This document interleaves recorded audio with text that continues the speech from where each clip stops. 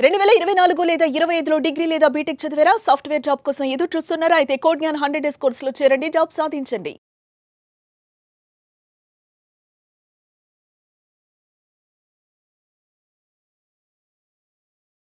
నమస్కారం డాక్టర్ శ్రీయాచార్య అనంతకృష్ణ స్వామి గారు. నమస్కారం అండి. ఒక 6 months కనుక మనిషి తన మౌనాన్ని తను అర్థం చేసుకుని ముందుకెళ్ళిపోతే ఆ మనిషి స్థాయి ఆలోచన బట్టి ఎక్కడి వరకు వెళ్తారు అని చెప్పడానికి అలా గమ్యం దానికదే అర్థమైపోయేలా చెప్పేస్తుంది అనమాట. గొప్పవాళ్ళు అవ్వడానికి మాత్రం అవకాశమైనటువంటి టైం అంటే మనల్ని మనం అవకాశంగా భావించడం, అంత మంచి టైంని తీసుకోమని చెప్పేసి మీరు చెప్పారు చూసారా, అది చాలా మంచి విషయం. అదే ఒక 6 నెలలు మీకోసం కేటాయించాడు, పోయేదే ఉంది ఇంత పెద్ద జీవితంలో. అవును, తప్పేం లేదు కదా. అదే చెప్పిన నాకేదో నా కోసమే ఆ వీడియో చేశాము అన్నట్టు అనిపించిందండి నాకైతే. మీరు బయటకు వెళ్ళకండి. Thank you so much for that అండి. సో ఈ వీడియోలో ఏం చెప్తున్నారు? మనకి బైబిల్లోని యోహాను సువార్త 12వ అధ్యాయం 32వ వాక్యం ఏం చెప్తుందంటే, నేను భూమిపై నుంచి లేపబడినప్పుడు నేను నా వైపు అందరినీ ఆకర్షించుకుంటాను. నేను భూమిపై నుంచి లేవబడినప్పుడు నేను నా వైపు అందరినీ ఆకర్షించుకుంటాను.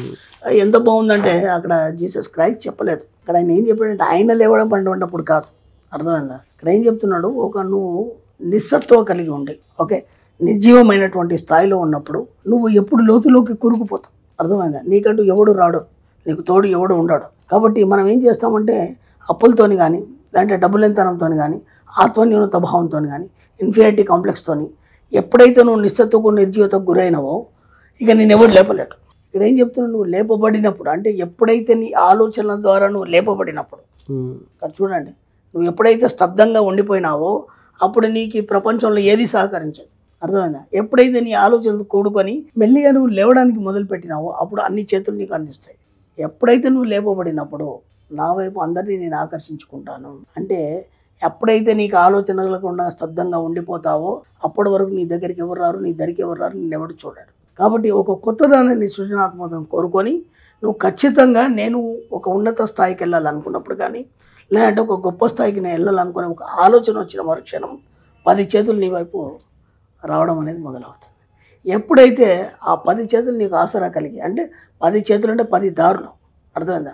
ఆ 10 దారుల్ని నువ్వు ఆలోచించి నీ ఆలోచనలు ఒకటిగా ఆలోచన అల్లికని మొదలుపెట్టినప్పుడు ఆలోచన అల్లిక ఒక బంధంగా ఏర్పడి ఆ బంధం నిన్ను పైకి లేవనెత్తుతుంది.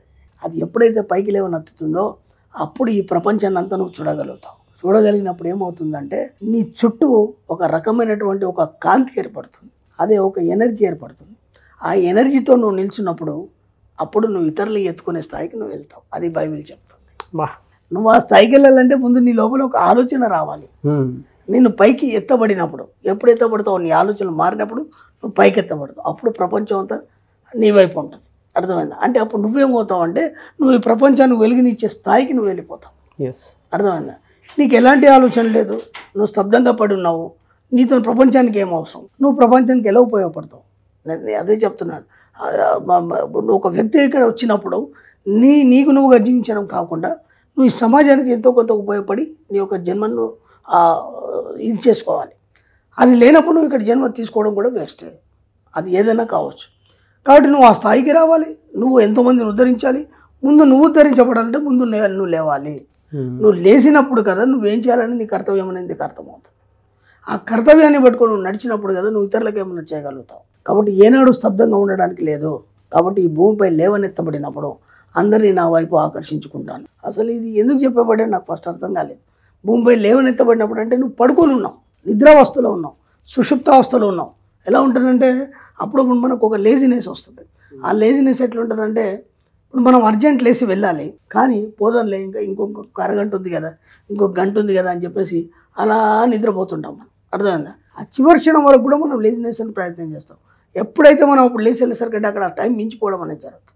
కాబట్టి ముందు నువ్వు లేస్తే కదా అక్కడ పని అవుతుంది. అవును. కాబట్టి నువ్వు లేవబడినప్పుడు ముందు నీలోంచి ఆ నిస్సత్వ నీరసం అవన్నీ తీసేసి నీ యొక్క లక్ష్యం ఏంటి, నీకు డబ్బు సంపద ఐశ్వర్యం ఉందా, ఇంకా ఏముందా, నీ లక్ష్యాలు ఏవైతున్నాయో వాటి కోసం ముందు నువ్వు లేవాలి. లేచి ఏం చేయాలి, ప్రయత్నం చేసి దానివైపు నువ్వు ప్రయాణం చేసినప్పుడు అప్పుడు నువ్వు కదా బయటకు కనిపిస్తావు. అప్పుడు నువ్వేం సాధించావు అనేది ప్రపంచానికి చూపించు.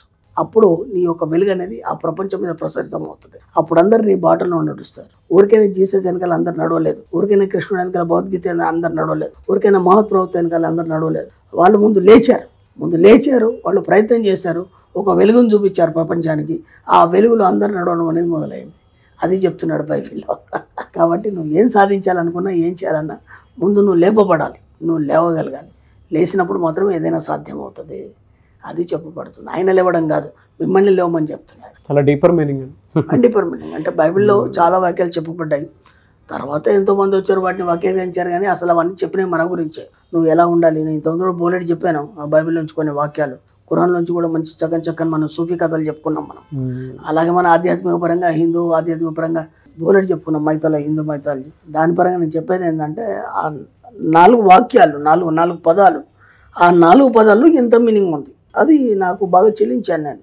ఈ వాక్యం విన్నప్పుడు అసలు నన్ను భూమిపై లేవబడినప్పుడు నేను అందరినీ నా వైపు ఆకర్షించుకుంటాను. అంటే ముందు నువ్వు స్టాండర్డ్ కావాలి, నువ్వు ఒక ఉన్నత స్థాయికి ఎదగాలి. అప్పుడు కదా నువ్వు ప్రపంచానికి ఏమైనా చెప్పగలుగుతావు. నువ్వే లేవలేదు, నువ్వే అట్ట పడుకొని ఉన్నావు, నువ్వేం చేయగలుగుతావు, నీతో ఏం సాధ్యమవుతుంది ఒక్కసారి ఆలోచించు.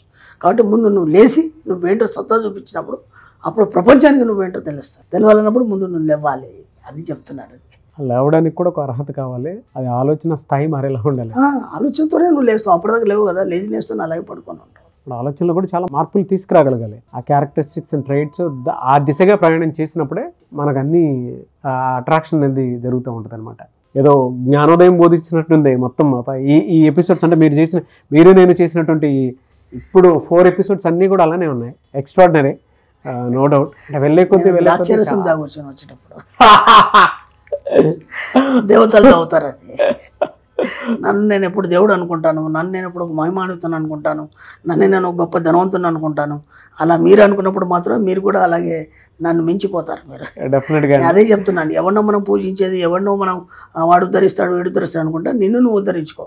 అదే చెప్తున్నాడు ఇక్కడ కూడా, అదే చెప్తున్నాడు. ముందు నువ్వు లేస్తే ఏదైనా సాధ్యం అవుతుందని చెప్తున్నాడు. నువ్వు లేవనంత మటుకు ఏది సాధ్యం కాదు.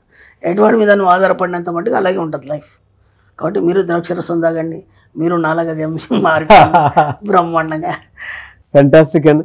ఎనీవే సార్, థ్యాంక్ యూ అండి. Thank you so much doctor Shiya Chirantakrishna Swamy garu. Thank you. Suman టీవీలో మీ పర్సనల్ అండ్ బిజినెస్ ప్రమోషన్స్ కోసం కింది నెంబర్కి కాంటాక్ట్ చేయండి.